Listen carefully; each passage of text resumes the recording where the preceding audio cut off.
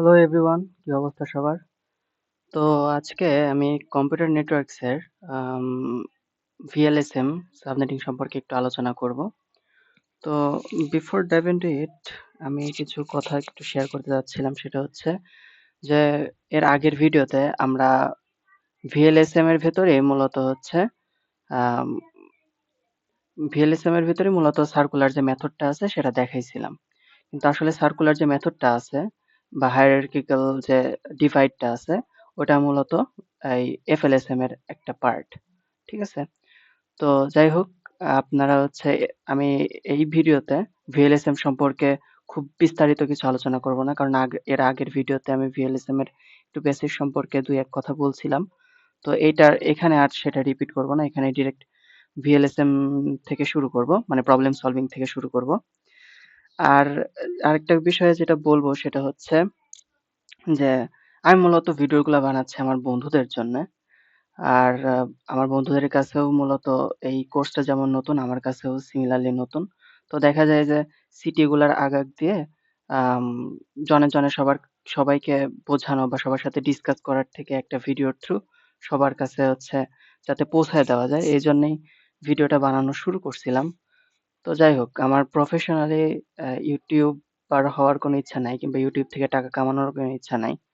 তো মাঝে মাঝে দেখা যায় যে শর্টেজ অফ নলেজ প্লাস আ মানে ঘাটাঘাটি করার হয়তোবা টাইমও পাই না। এইসবের কারণে একটু ভুলভাল বলে ফেলি। আর ভুলভাল বলে ফেললেও আমি চেষ্টা করি ডেসক্রিপশনে উম ডেসক্রিপশন বক্সে একটু ঠিকঠাক শুধরে দেওয়ার।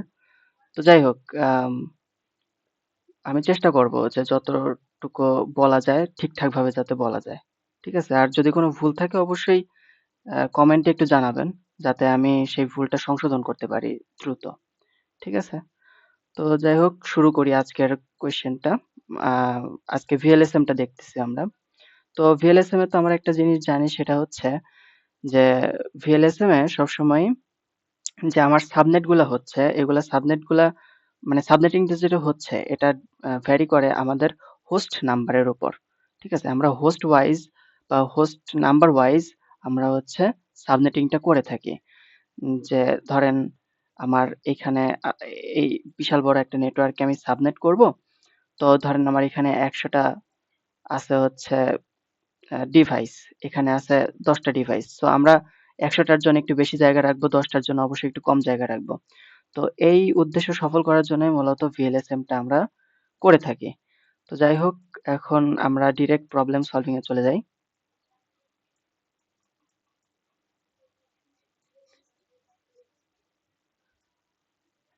এইখানে একটা এটাকে আপনারা ম্যাপও বলতে পারেন বা লোকেশন বলতে পারেন। এখানে দেখানো হইছে যে A লোকেশনে ডিভাইস আছে ৪০৫০ টা। B লোকেশনে আছে ৩৫০০ টা, C তে ৩০০ টা, D তে ১৬০০, E তে ১৫০০। তো এই টাইপের ম্যাথ গুলাতে আমাদের যেটা সবার আগে করতে হবে, যেকোনো প্রবলেম সলভিং এর ক্ষেত্রে হোক সেটা নাম্বার অফ হোস্ট বের করার ক্ষেত্রে কিংবা নাম্বার অফ বিট। আমাদের সুবিধার জন্যে আমরা যে জিনিসটা করে থাকি সেটা হচ্ছে আমরা একটু সর্টিং করে থাকি। ডিভাইস ওয়াইজ আমরা সর্টিং করে থাকি। অর্থাৎ বড় থেকে ছোট আমরা একটু সাজায় ফেলি একটা ক্রোনোলজিক্যাল অর্ডারে। ঠিক আছে? যেমন এইখানে সবচেয়ে বেশি হোস্ট আছে। হোস্ট ক্যারি করে হচ্ছে A, তারপর হোস্ট ক্যারি করে হচ্ছে B, তারপর D, তারপর E, তারপর C। ঠিক আছে? সো আমরা এই অর্ডারে করলে আমাদের পার্সোনালি বোঝার জন্য সুবিধা হয় বা লেখার জন্য সুবিধা হয় বা ক্যালকুলেশন করতে সুবিধা হয়। তো এটা যে এই অর্ডারে সবসময় সাজানো লাগবে এর কোনো বাধ্যবাধকতা নাই। তো যাই হোক, এখন আমাদের যে কোয়েশ্চেনটা সেটা হচ্ছে বলছে number of host a network bit. আচ্ছা, আমাদের বলছে যে number of host per subnet. প্রত্যেকটা সাবনেটে হোস্টের সংখ্যাটা আমাদেরকে বের করতে বলছে। ঠিক আছে? তো এইটা বের করার জন্য আমাদেরকে কি করতে হবে? আমাদেরকে করতে হবে হচ্ছে এই যে A, এই A নেটওয়ার্কের ভেতর বা এই A লোকেশনে আমার টোটাল ডিভাইস আছে কতগুলা? আমার টোটাল ডিভাইস আছে হচ্ছে ৪৫০০ টা, সরি ৪০৫০ টা। তার সাথে আমরা জানি যে এটা যদি আমার একটা আম এটা যদি টোটাল ডিভাইস সংখ্যা হয়, তাহলে আ আমার টোটাল হোস্ট কেমন হতে পারে এখানে? প্লাস এখানে আরো ২ টা বাড়বে। একটা হচ্ছে নেটওয়ার্কের জন্য, একটা ব্রডকাস্টের জন্যে। তাই তো? তার জন্য ৪০০০ 52। ঠিক তেমনি আমরা প্রত্যেকটাতে নেটওয়ার্ক অ্যাড্রেস আর ব্রডকাস্ট অ্যাড্রেসের জন্য 2 করে যোগ করব। তো এখানে আছে 35 বিতে, sorry 3500 plus 2 equal two 3502। D এর জন্য আছে হচ্ছে 1600 প্লাস 2, এখানে হচ্ছে 1602। ই এর জন্য আছে হচ্ছে 500 প্লাস 2 ইকুয়াল টু 502। আর সি এর জন্য আছে হচ্ছে 300 প্লাস 2 ইকুয়াল টু 302। তো এইটা কি আমার নাম্বার অফ হোস্ট? না, এটা আমার নাম্বার অফ হোস্ট না। ঠিক আছে, নাম্বার অফ হোস্টটা বের করে কিভাবে সেটা আমি এখন দেখাবো। সেটা হচ্ছে মানে এখানে নাম্বার অফ হোস্ট বলতে এই সাবনেটে কতগুলা সে হোস্ট ক্যারি করতে পারবে সেটাকে বোঝানো হচ্ছে। ঠিক আছে, তো এই যে লোকেশন, এই এতে আমার কতগুলো হোস্ট আমি ক্যারি করতে পারবো সেটা বের করার নিয়মটা হচ্ছে যে এখানে তো আমার 4052 আছে, হ্যাঁ? তো আমি 2 এর পাওয়ার কত? আমরা 2 এর পাওয়ারের হিসাব ওয়াইজ করবো। আমরা হচ্ছে এর আগের প্রবলেম গুলাতে দেখছি যে নাম্বার অফ হোস্ট নির্ণয়ের সূত্র হচ্ছে 2 to the power probably Y, এরকম কিছু একটা ছিল। ঠিক আছে, ওয়াইটা ছিল হচ্ছে আমার যতগুলা হোস্ট বিট আছে ততগুলা। ঠিক আছে, হোস্ট বিট যদি আমার 16টা থাকে তাহলে 2 টু দি পাওয়ার 16 দিতাম। ঠিক আছে, সো আমরা এখানে যেহেতু আমার হোস্ট সংখ্যাই আছে, সো আমি দেখব যে 2 টু দি পাওয়ার কত হলে সেটাকে আমি আহ, মানে সেখানে আমি এই সংখ্যাটাকে বসাতে পারি। অর্থাৎ যদি আমার 2 টু দি পাওয়ার 12 হয়, সেখানে 2 টু দি পাওয়ার 12 এর ভ্যালু কত? 4096। অর্থাৎ মনে করেন যে একটা ক্লাসরুম আছে যেখানে 4096টা সিট আছে। ঠিক আছে, 4096টা সিট আছে। আর আপনার কাছে আর আর মনে করেন যে হচ্ছে সেখানে দর্শক আছে 4052 জন। সো আপনি অবশ্যই এই রুমটাকে সিলেক্ট করবেন। ঠিক আছে, এই দর্শকগুলোকে বসানোর জন্য। ঠিক আছে, তার জন্য আমরা এটার জন্য লিখতেছি 2 টু দি পাওয়ার 12। তারপরে এখানে আছে যে 3502, এটার জন্য কিন্তু আমার 2 টু দি পাওয়ার 12টা হচ্ছে আমার মানে 2 টু দি পাওয়ার 12টাই আমার হচ্ছে একটা ভ্যালিড কি বলে হোস্ট, নাম্বার অফ হোস্ট। কেন? কারণ আহ, আমি এখানে যদি 2 টু দি পাওয়ার 11 দিতাম, ঠিক আছে, 2 টু দি পাওয়ার 11 দিলে আমার ভ্যালুটা কম আসতো।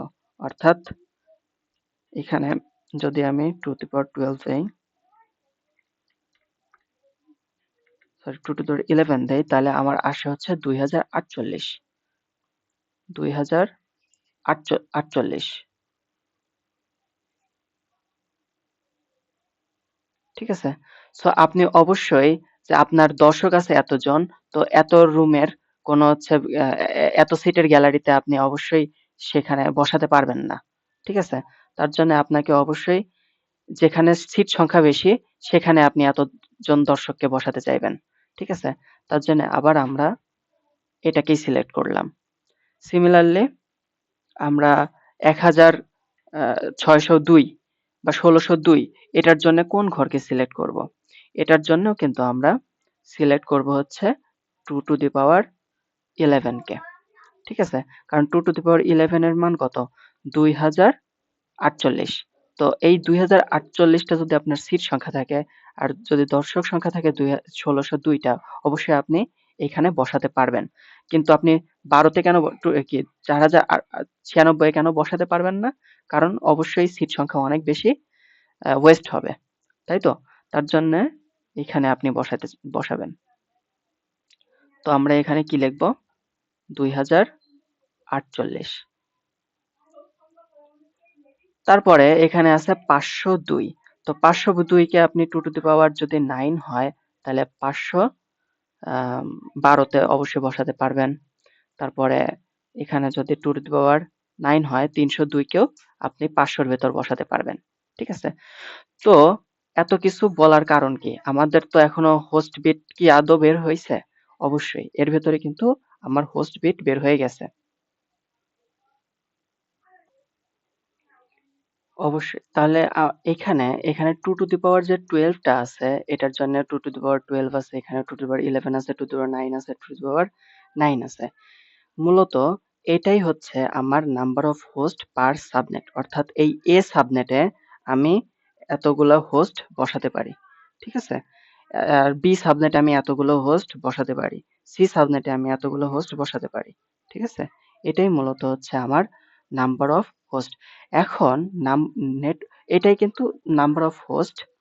আর এখানে যে 12 টা দেখতে পারতেছেন, এখানে 12 আছে, এখানে 11 আছে, এখানে 9 আছে, 9 আছে, এই সংখ্যাটাই মূলত হচ্ছে আমার হোস্ট বিট, ঠিক আছে? এটা যদি আমার হোস্ট বিট হয়, তাহলে আমার নেটওয়ার্ক বিটটা কত? আমার নেটওয়ার্ক বিটটা হবে হচ্ছে 32 মাইনাস 12 ইকুয়াল টু 20, ঠিক আছে? তাহলে আমার নেটওয়ার্ক বিট গুলা কত হবে? 32 মাইনাস 12 ইকুয়াল টু 20। এটার জন্য হবে হচ্ছে 20, এটার জন্য হবে 21, এটার জন্য হবে 23, এটার জন্য 23, এরকম হবে নেটওয়ার্ক বিট। আর মূলত এই নেটওয়ার্ক বিট গুলাই হচ্ছে আমার প্রিফিক্স, ঠিক আছে? নেটওয়ার্ক বিট গুলাই হচ্ছে আমার প্রিফিক্স, অর্থাৎ এগুলোকেই আপনি সাবনেট মাস্ক বলতে পারেন, ঠিক আছে? সাবনেট মাস্ক তো মূলত আহ, আমরা কিভাবে লিখি? এখানে 20 এর জন্য বোঝা যাচ্ছে যে এখানে 20টা ফার্স্টে 1 আছে আর লাস্টে 12টা 0 আছে, ঠিক আছে? আর এখানে হচ্ছে ওই একইভাবে 23টা 1 আছে, লাস্টে 9টা 0 আছে। এভাবে মূলত আমরা নাম্বার অফ হোস্ট বের করতেছি, সেখান থেকে হোস্ট বিটও পাচ্ছি, আবার সেখান থেকে আমরা কি পাচ্ছি? নাম্বার অফ মানে নেটওয়ার্ক বিট, ঠিক আছে? এখন আমাদের যেহেতু এই জিনিসটা বের হয়ে গেছে, আমরা আমরা যে ইম্পর্টেন্ট একটা জিনিস বের করে ফেলেছি, সেটা হচ্ছে নেটওয়ার্ক বিট অথবা সাবনেট মাস্ক আমরা বের করে ফেলেছি। তো আমাদের এখন বের করা দরকার হচ্ছে সাবনেট রেঞ্জ। এখন সাবনেট রেঞ্জ গুলো আমরা কিভাবে বের করবো সেগুলো দেখবো। সো সাবনেট রেঞ্জ বের করার আগে আমাদের যে জিনিসটা আগে বের করে নেওয়া লাগবে সেটা হচ্ছে আমার ব্লক সাইজ। তো আমার প্রত্যেকটা সাবনেটে কত ব্লক সাইজ কত করে, সেটা আমার তো আগে জানা লাগবে সাবনেট রেঞ্জ বের করার জন্য। তার জন্য আমি কি করব, আমি এইগুলা মূলত আগে কেটে নেব, যাতে এই পাশে আরেকটু লেখা যায়, ঠিক আছে? আচ্ছা, তো ব্লক সাইজটা আমি এখানে কিভাবে বের করব? ব্লক সাইজটা এখানে বের করার একটা সংক্ষিপ্ত নিয়ম হচ্ছে যে আপনি আমার সাধারণত হচ্ছে প্রত্যেকটা অক্টেটে আমার সাইজ কত, 0 থেকে 255, তাই তো? তাহলে এখানে টোটাল 256টা ব্লক থাকে, তাই তো? প্রত্যেকটা অক্টেটে। তো আমি এখন দেখব যে এইটাকে আমি কতগুলা মানে কতগুলা বসাতে পারি, ঠিক আছে? কতগুলো অক্টেটের ভিতর বসাতে পারি, অর্থাৎ যদি এইটাকে আমি 256 দিয়ে ভাগ দেই, অর্থাৎ 4096, এটাকে যদি আমি 256 দিয়ে ভাগ দেই, তাহলে আমার আসে হচ্ছে 16, অর্থাৎ এটার আইপি, ধরেন আইপি ছিল আমার 10.0.0.0 এরকম কিছু একটা ছিল, হ্যাঁ? আমার আইপি ছিল হচ্ছে এইটা। তো আমি প্রথম যে আহ, এতগুলা হোস্ট, 4096টা হোস্ট আমি যদি বসাতে চাই এই ব্লকে, আমার তো এগুলা কোনো চেঞ্জ হবে না। ফার্স্ট দুই হচ্ছে অক্টেট, তো কোনো চেঞ্জেস নাই, তাই না? আমার চেঞ্জেসটা আসবে এখানে এখানে। তো এটার জন্য আমরা কি করতে পারি, এটার জন্য আমাদের রেঞ্জটা কত হতে পারে? যদি ব্লক সাইজ হয় 16, তাহলে হবে এরকম 10.10.0.0 থেকে, যেহেতু 10 থেকে শুরু আমার, তাহলে 16 ব্লক পর্যন্ত 10.10.15. আর এই অক্টেটের জিরো যদি শুরু হয়, আমার শেষ ব্লক কত? 256, তাহলে 255। তো এইটা হচ্ছে আমার রেঞ্জ। তার মানে কি?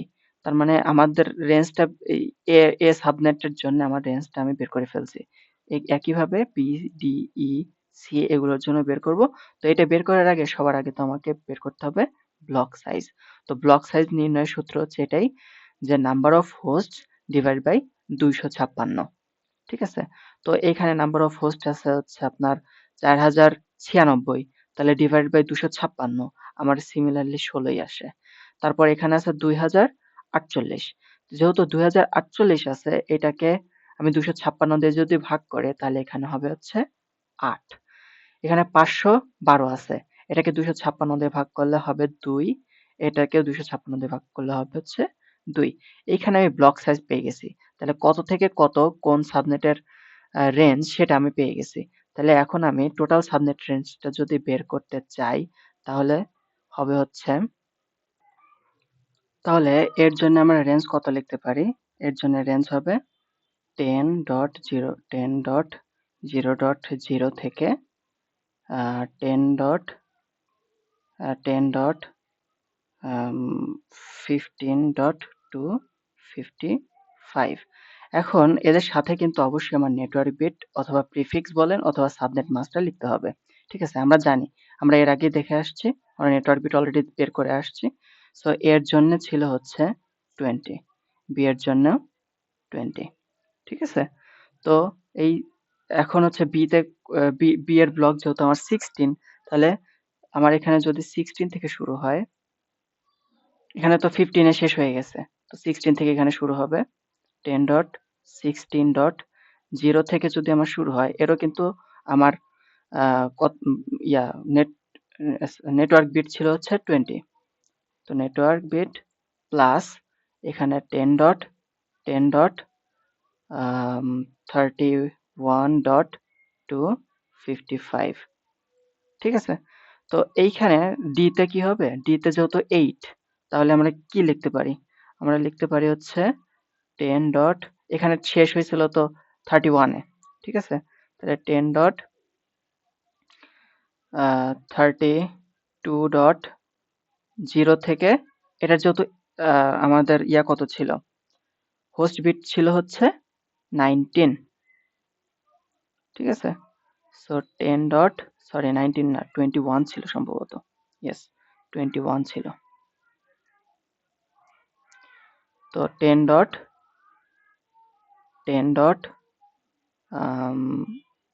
এটা আসবে হচ্ছে 39 পর্যন্ত। 39.255 ডট এখানে 21। ঠিক আছে? তারপরে ই এর জন্য কি আসবে? 10.10.30 না, এখানে হচ্ছে 40 থেকে শুরু হবে। 40.0 থেকে 10.10.41.255 এখানে এত। ঠিক আছে? তো এখানে হবে সিমিলারলি একই জিনিস, 10.42 থেকে 10.10.43.255.23। এইটা হয়ে গেল হচ্ছে আমার রেঞ্জ। তো যেহেতু আমরা রেঞ্জ অলরেডি বের করে ফেলছি, তাহলে আমরা ইজিলি এখান থেকে বুঝতে পারতেছি যে আমার প্রথমটা হচ্ছে নেটওয়ার্ক অ্যাড্রেস আর শেষেরটা হচ্ছে ব্রডকাস্ট অ্যাড্রেস। তাহলে যদি আমাদের বলতে হয়, বলে যে ফার্স্ট ভ্যালিড অ্যাড্রেস কত, তাহলে আমরা বলতে পারবো যে 10.10.0.1 আর লাস্ট ভ্যালিড অ্যাড্রেস হচ্ছে 10.10.15.254। ঠিক আছে? তো রেঞ্জ বের হয়ে গেলে আলটিমেটলি আমরা ফার্স্ট ভ্যালিড হোস্ট, তারপর লাস্ট ভ্যালিড হোস্ট, তারপর হচ্ছে নেটওয়ার্ক অ্যাড্রেস, ব্রডকাস্ট অ্যাড্রেস, এগুলো সব বের করে ফেলতে পারি। তো আজকের ভিডিওটা এই পর্যন্তই। হোপফুলি ভিএলএসএম সম্পর্কে মোটামুটি সবার ধারণা হয়েছে। আর কোনো সমস্যা থাকলে আমার মানে কমেন্টে জানাতে পারেন।